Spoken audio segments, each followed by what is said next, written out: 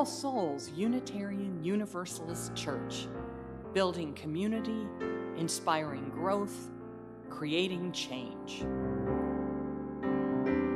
Here in the heart of Kansas City, we come together to create this hour of shared reflection so that we might be renewed in courage for these times and inspired to lives of greater dignity, higher purpose, deeper generosity, and more effective action.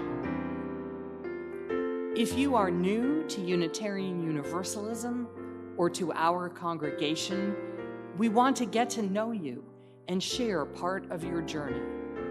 If this place is already your spiritual home, welcome once more.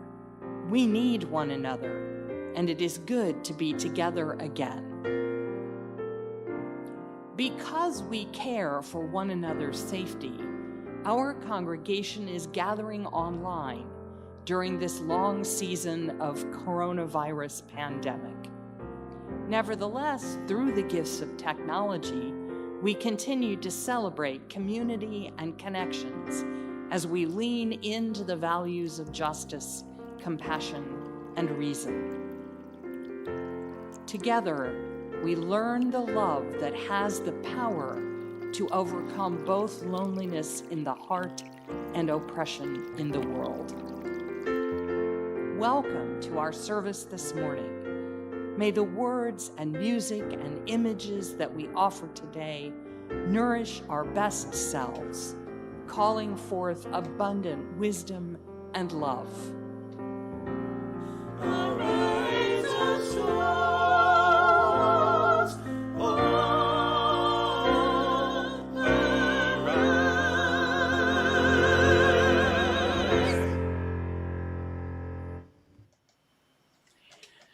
Good morning, and welcome to our All Souls virtual gathering on this Thanksgiving weekend. I hope everyone had a lovely turkey day or whatever your celebration food may be. It was, for most of us, an unusual holiday because of the coronavirus. Being together with others was inadvisable. Travel was dangerous. By now, most of us know someone who has been seriously ill with COVID-19, and perhaps several others who have tested positive. More and more of us know someone who has lost a family member or a friend to this disease, and even more of us will in the days to come. The winter holidays on the horizon are going to be unusual as well. The chain of tradition will be broken. We will have to find new ways to cherish our dear ones, creative expressions for our generosity. For this year, at least, almost certainly things will be different by this time next year. Different in what ways remains to be seen, but different from now, surely. I invite us all to join together in the spirit of invention and adventure, to do the best we can with this odd, uncertain moment in history. How can we use what we have to literally make merry this season, to make it up as our ancestors once did, and find new ways to adapt old customs and create connections and celebrations in new forms? I am thinking that since we won't be having the usual guests in our house to admire the tree and other decorations, maybe this year I will put my energy on the outside and make our yard that all who drive by can see the focus of our seasonal decoration. What creative adaptation will you make? After all, as the song says, it's best not to pout.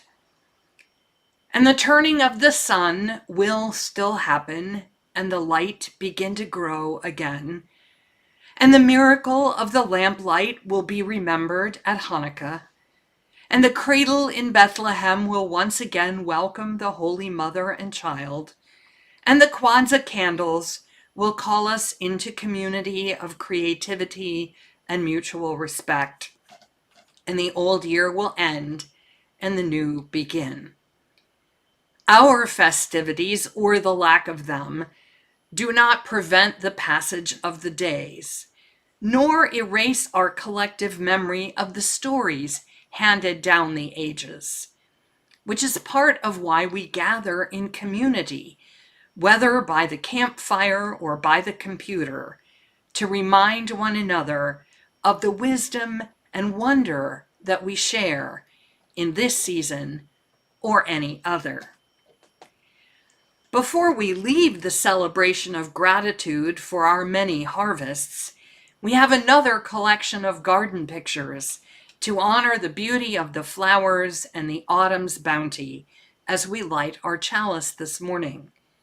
May its flame be multiplied throughout our community, as it is among Unitarian Universalists around the country and across the globe.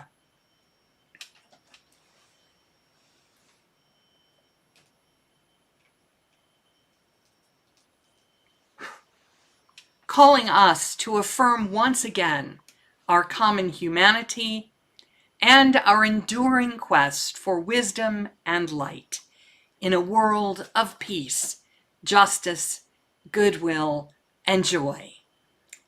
While we enjoy these pictures together, I invite you to let us know in the chat where your chalice is lighted today. Then we will join together in our words of covenant and our opening song.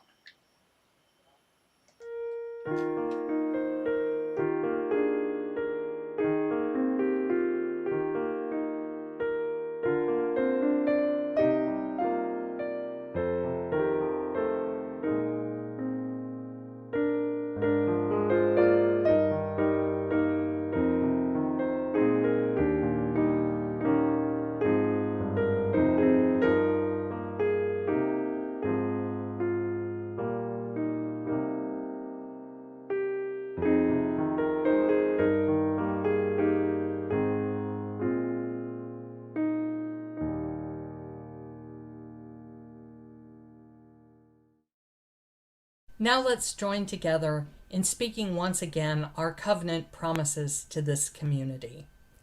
Together we affirm, goodwill is the spirit of this church, and service is its law. This is our great covenant, to dwell together in peace, to seek the truth in love, and to help one another.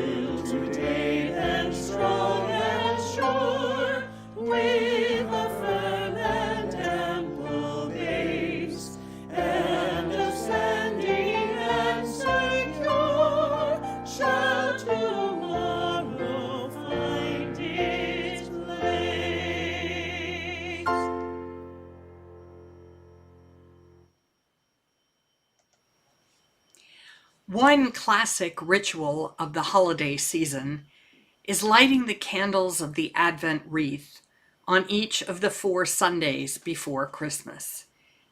The tradition of Advent is meant to help us live fully in a time of waiting. Whether we are waiting for a visit from Santa, or the distribution of a life-saving vaccine, or the inauguration of a new administration, or the birth of a longed-for child and a new world. The time of anticipation can seem long if we dwell in impatience. The practice of Advent teaches us that life itself takes place in the interval between now and whatever we are waiting for, that the time of anticipation is really all the time there is. If we choose to, we can make this season of expectation an opportunity for nurturing our faith and affirming our hope, for rejoicing and deepening our capacity for peace. The first candle of Advent is the candle of hope, also known as the prophet's candle. It reminds us that people have always hoped for a world of justice and peace. Since long ago, the great prophets have talked about imagining it, what it will look like, and what will have to happen to bring it about. How the wounded will be healed, and the captives set free, and those who mourn will find comfort, and there will be good news for everyone. Each year at the solstice holiday season, the candle of hope invites us to remember that ancient vision as something that is with us still, a promise that each of us carries and can help to make real. It is a vision that even in the most difficult times can guide us like the stars on a winter night. As this season of anticipation begins, may the candle of hope burn brightly within and for each of us. Another cherished tradition of the holidays at All Souls has been decorating our mitten tree with hats, gloves, scarves, and mittens, so that the children of our local community need not suffer in the winter cold without these protections. This year, many of the organizations with which we have partnered in the past have found that it is too risky for them to accept any sort of physical in-kind donations.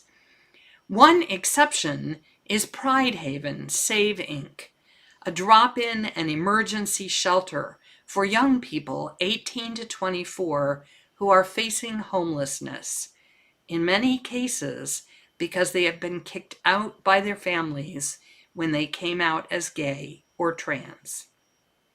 Often they are forced to leave home in cold weather with little or no resources, including warm seasonal clothing, one of the things that the Pride Haven Save Inc. shelter tries to provide. In order to minimize the contact risks of shopping, dropping off, and delivering mittens, we are also offering a virtual mitten tree this year, where parents, grandparents, aunts and uncles, even siblings, can dedicate a gift to the mitten tree in honor of their favorite young persons. You can send in a check or use your credit card with the link in the chat. Tell us the first names of those you want to honor, and we will send you an inscribed sparkly mitten for them to add to their tree, and include them in our weekly mitten tree, like this.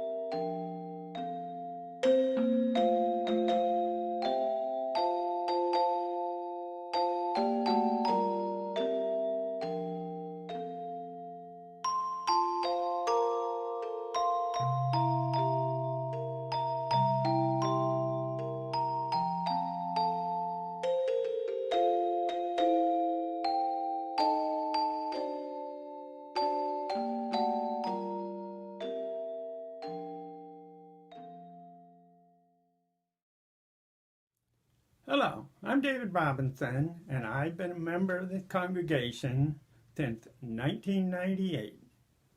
And I'm in my third year as a member of your Board of Trustees. As the Assistant Treasurer, I am thankful that we and our staff are finding ways to keep our budget stable during this year of separation and uncertainty. When I was here before you last May, I listed many social activities that we had to step away from to keep us all very healthy. I said, this is our community. It hasn't been easy, but we've gotten this far together, and a return to normal is so close, we are catching glimpses of it. I'm very thankful for the community of this congregation. You are my friends and family. I know that you and I want All Souls to come through this pandemic in strong financial health. Together we can. We have bills to pay and need to keep our investment in our community active and strong. Thank you all for your support. The offering will now be given and gratefully received. Thank you.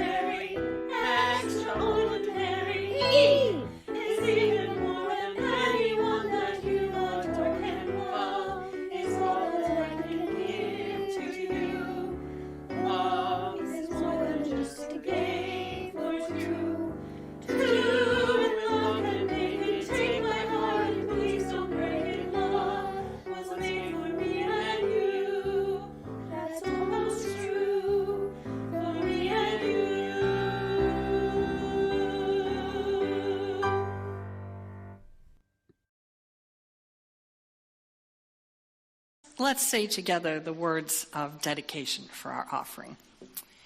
We dedicate our offerings and our actions to the mission at the heart of this congregation, to build a respectful, caring community, to inspire personal and spiritual growth, and to create change toward a just and compassionate society.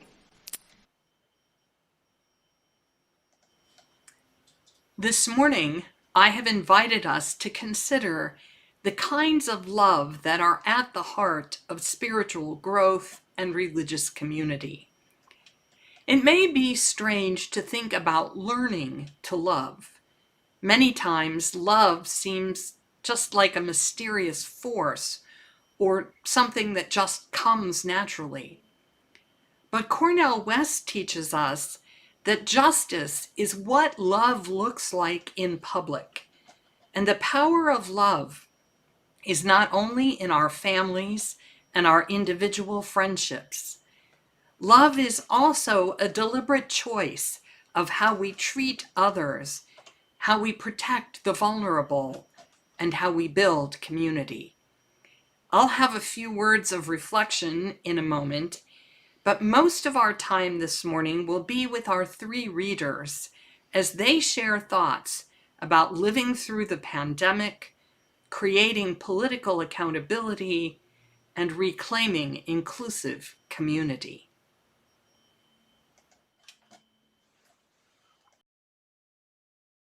You did not sign up for this. From a blog post by Ocean Capewell. Dear reader, if you are a frontline worker right now, if you are half scanning this after you've been awake for far too long, if you are finally in bed after a day that cannot even be put into words, a day that bled into a night that bled into another one in an endless stream of days, if you are looking at the internet to distract you before your sleeping pill kicks in, I'm here to remind you that you did not sign up for this. None of us signed up for the complete mess that is healthcare, housing, and social services, just as our clients and patients did not sign up to have COVID-19, cancer, schizophrenia, addiction, or any of the other tragedies that befall us humans. None of us signed up for the impossible choices we have to make each day. None of the nurses, doctors, cleaning crew, social workers, chaplains, EMTs, grocery store clerks, or security guards gazed into their crystal balls or communicated with their spirit guides or got a text message from their psychic medium to predict this complete and utter disaster. Nobody signed up for the piles of bodies, the bodies in refrigerated trucks, the bodies in mass graves, the bodies that were once a human being that someone was once in charge of keeping alive. If you are alive and aware in 2020, it's important to remember that you are doing the absolute best that you can in a completely insane situation. Even if you've made mistakes, even if you were just too tired sometimes, even if you gave in to despair, even if your coping mechanisms looked messy.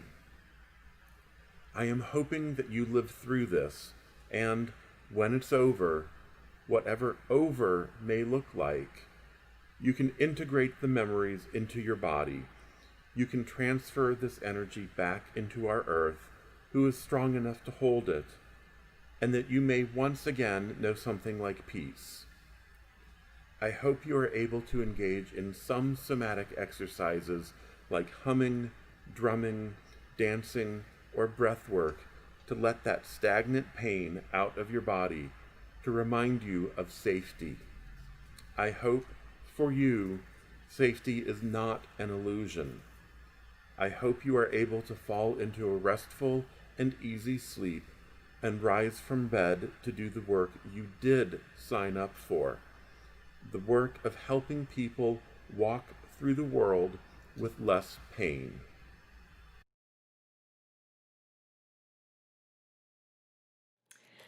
What We Owe by Rebecca Solnit.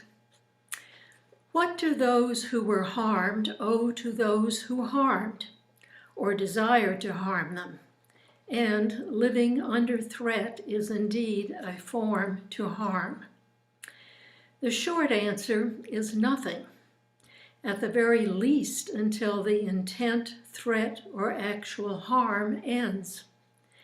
I can forgive you for punching me, but not until the punching stops, and your view that I should be punched, and mine that I deserve dignity, safety, and self-determination aren't reconcilable by me letting an outrage be recast as an equally valid position.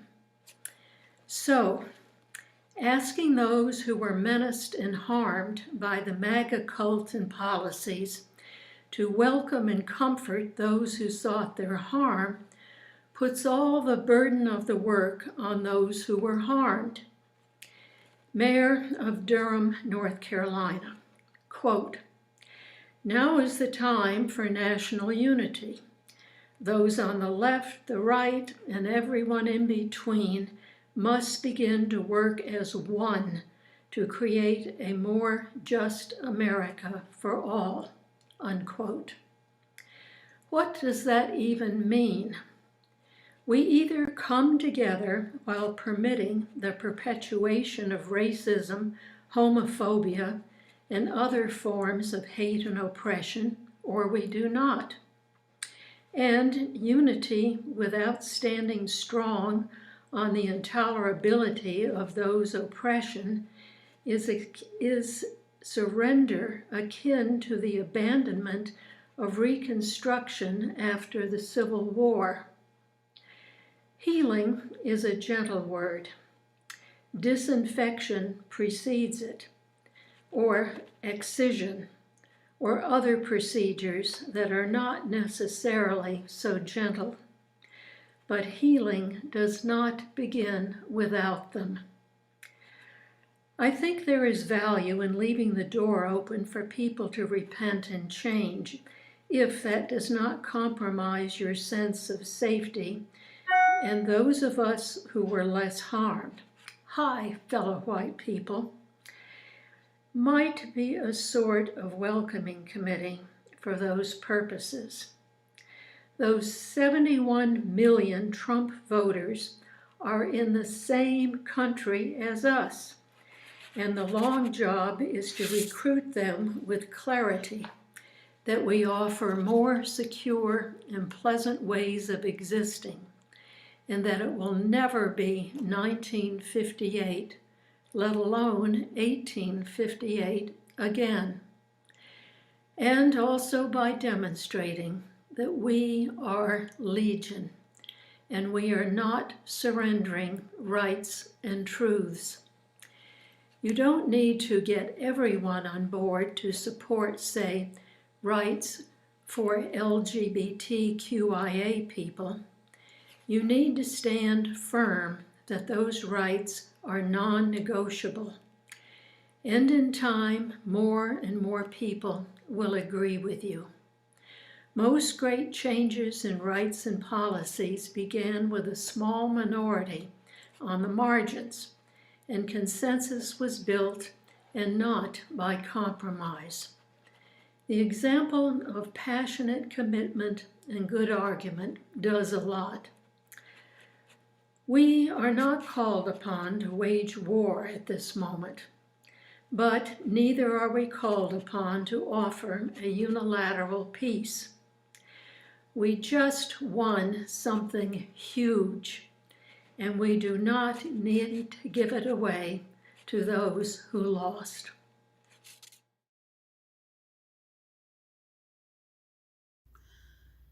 As my 4-year-old daughter put it, we elected the kind one, and the black woman, thank God.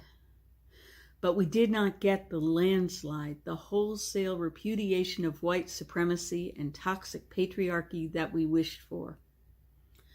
When I heard Joe Biden last night ask us to begin healing, I had a sinking fear that I knew what he meant, that we need to get all these conflicted white folks in the same room.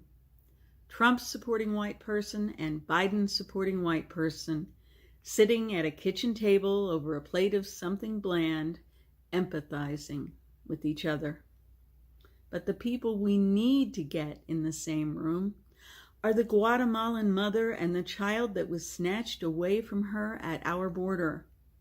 The people we need to get in the same room are the police officers who murdered Breonna Taylor in her bed, and that room needs to be a courtroom. The people we need to get in the same room are the oil executives and the Sioux Nation elders. We were dying before Donald Trump ever came to power. Dying under police knees, dying without health care, dying of thirst in the desert at the border, dying lonely and isolated as the system demands. This death cult of white supremacy and toxic patriarchy and extractive capitalism may be losing one of its loudest heads, but we know it has more to spare. So yes, my God, we need healing. But as people of faith, it is our calling to dream a deeper healing than the one serving these systems can imagine. This work never had to do with who is in electoral office. It always had to do with telling the truth about who we are as a nation and awakening imaginations drugged by small comforts into accepting large brutalities. The work has always been building beautiful, flourishing alternatives to the systems that deal us death. The work was always showing up at the margins with humility, love, and resources. An elected official will not give us any of that, but we can build it together. We can grow it from the seeds of this moment. We can water it with joy and feast on its harvest. And what about those 70 million we left alone at their own kitchen tables, stewing and spiceless, clinging to the consolation prize of whiteness in the economy that grinds them to the bone? We don't win these folks by telling them they are wrong and trying to convince them rationally to accept our worldview. We win through this work of liberation from the margins in, making their lives better too, because thriving for the most vulnerable makes everybody's lives better. Friends, we set them a place at our table. We invite them inexorably, joyfully, dancingly, to leave behind the culture of isolation and death and come to the love party instead. We show them, because we have been living it in small ways and large, the joy and freedom of beloved community. We live with rigorous generosity and abundance, and we remake our systems to do the same with room for all. We create flourishing that is irresistible and desirable and that people want to be a part of. And we create that flourishing to be inclusive. We let it be known there is a place for everyone at that welcome table, if they will let go of the lies and come inside. We are creating liberation, and there is space for you in it. There is thriving and feasting and dancing. And if you can let go of the harm, there is space for you here. On Twitter this weekend, a comic book publisher named Adrian Wassel wrote, "Do not shut down the joy of this moment. Do not doubt it. Do not sober it. Add to it, reinforce it. Build a wave of joy that carries us forward. Work can be done joyfully. Hope can be built joyfully. Futures are meant to be seen joyfully, even as we roll up our sleeves. Dear ones, there is much work to be done. But the way we win is by finding the work that is joyful, that is hopeful, that is abundant, that is free. Stay awake, keep imagining, keep working, keep rejoicing."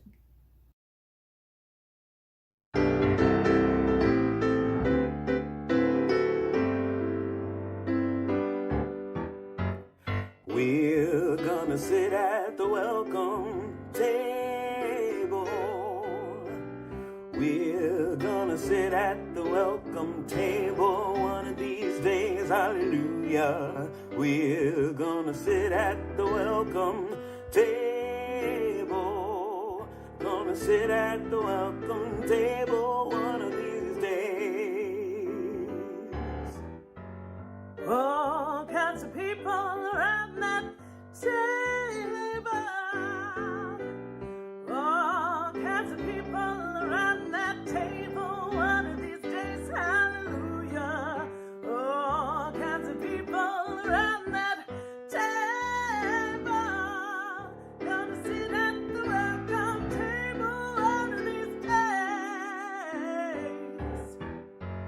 No fancy style at the welcome table.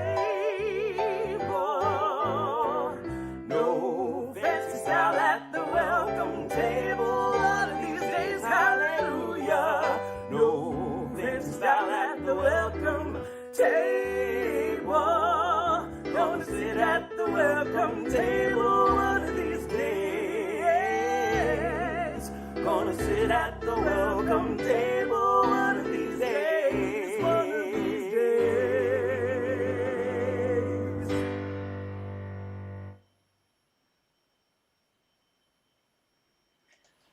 Oh, yeah.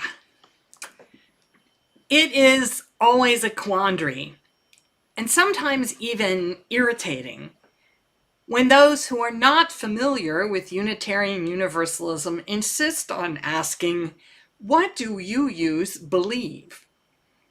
The answer, of course, is that it depends on the particular you, and I'm sure that is as frustrating an answer to hear as it is to offer. One more convenient response is that we believe in deeds, not creeds, which is accurate as far as it goes, but invites the obvious follow-up, what deeds? Moreover, this reply is not exclusive to us. Indeed, I was recently reading an essay from an evangelical Christian congregational consultant who claimed that the significant question about church for millennials and succeeding generations is not, what does your church believe, but rather, what does your church do? I recognize the connection to our classic deeds, not creeds formula, but I was still struck by the question in this collective context. Not what does your institutional church teach you to do, but what does your church as an enterprise do? Meaning not just the denominational structure or the staff duties, but the members. What do you do together? What is the whole thing for? Now, I confess that the first answer that occurred to me was rather theologically technical, and that was, we curate reverence. I'm going to unpack and explore what that might mean a little bit next week. But my second thought was that literally no one else would come up with that response or probably understand it without a certain amount of explanation, so there had to be a better one.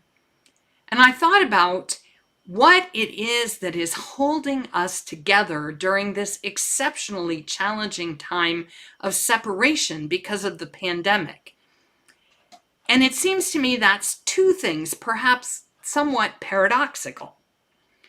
For one thing, the constraints of social distancing are reminding us how very lonely life can be without human connections, and how much of church is really about that weekly round of hugs and how are yous, and the nourishing limbic completion that the human organism is adapted to find in community.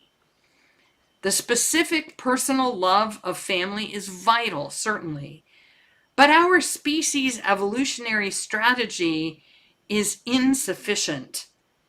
We are a social species, and our individual thriving is dependent on being embedded in a larger network of relationship and cooperation. We experience the lack of this as a feeling of loneliness, which we suppose is an emotional state, but it is actually a form of physical distress.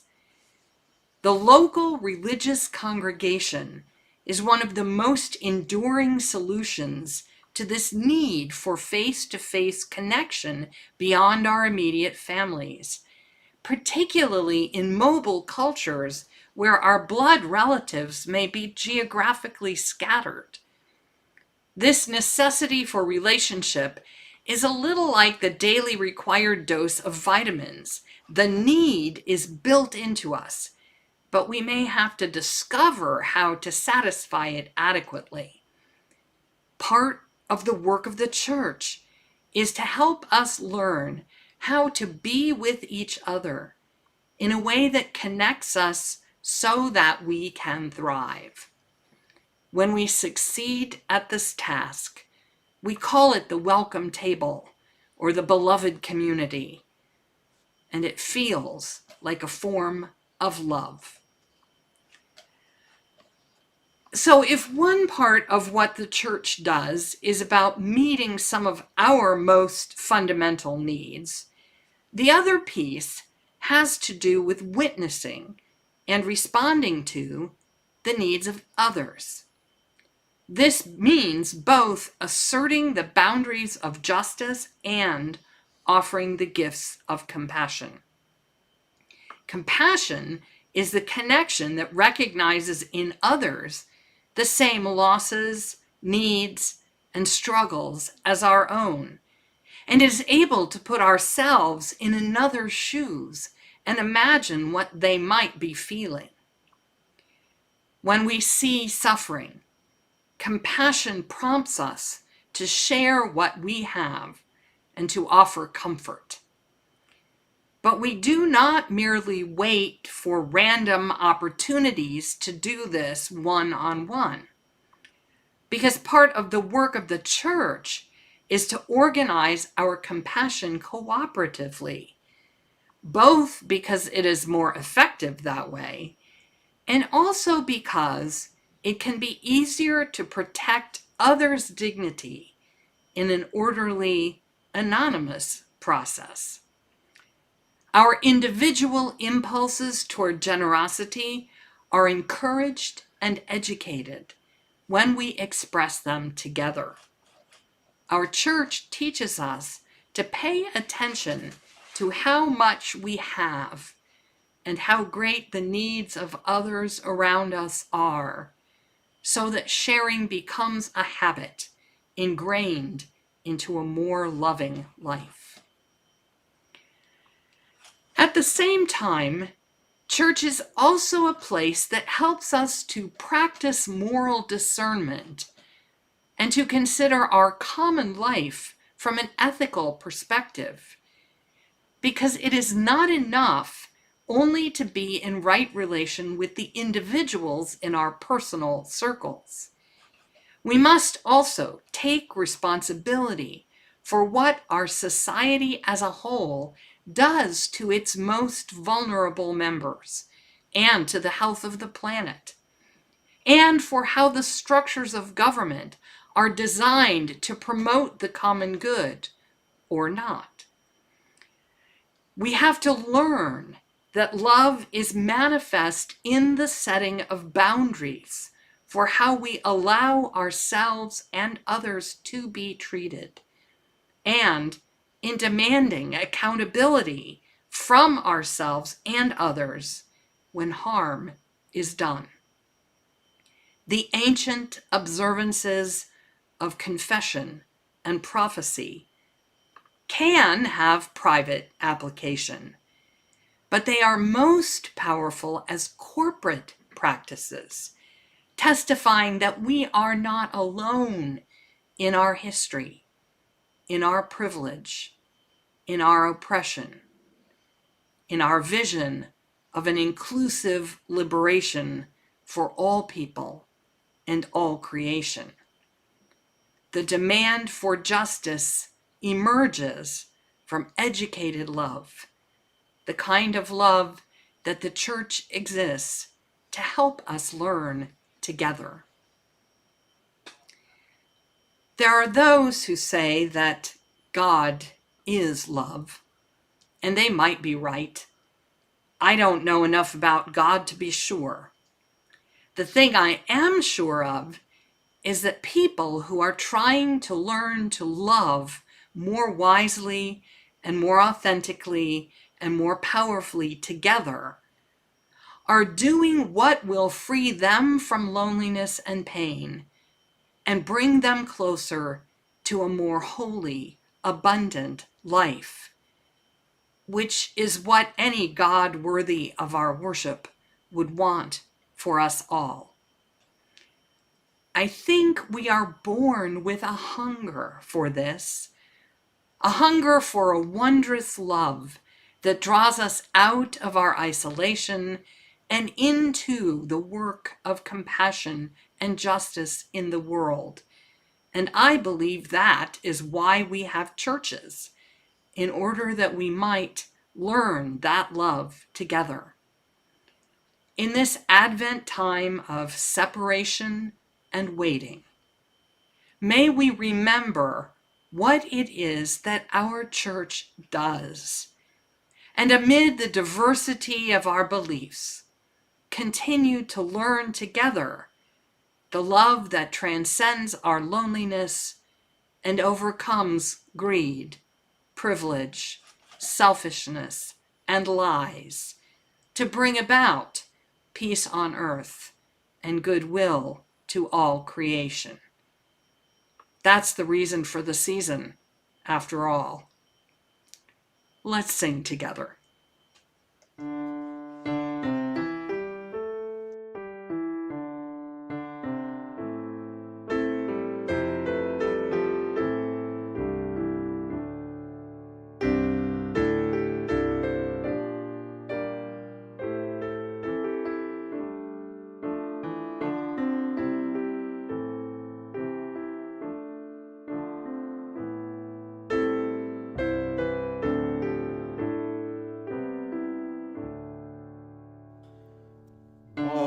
Wondrous love is this, O my soul, O my soul. What wondrous love is this, O my soul. What wondrous love is this that brings my heart such bliss and takes away the pain of my soul, and takes away the pain of my soul. When I was sinking down, sinking down, sinking down, when I was sinking down, sinking down, when I was sinking down beneath my sorrow's ground, friends to me gathered round, oh my soul, oh my soul, friends to me gathered round, oh my soul. To love and to all friends I will sing, I will sing. To love and to all friends I will sing.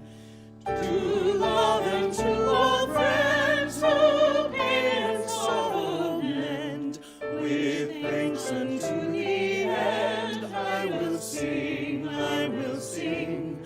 With thanks unto the end I will sing.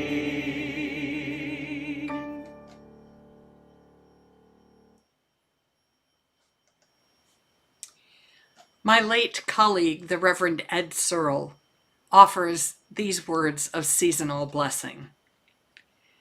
If only for the season, let us banish cynicism and welcome wonder. If only for the season, let us rise above our differences and discover the bonds of connection and continuing cause. If only for the season, let us acknowledge worry with caring precaution, yet not forget to smile and laugh and even sing. If only for the season, let us deny apathy and indifference and live truly by loving. If only for the season, let us subvert covetousness and jealousy, that we may be both good gift getters and givers. If only for the season, the brief, bright season of light and love, let us be wise enough to be a little foolish about candles and children and matters of the heart, if only for the season.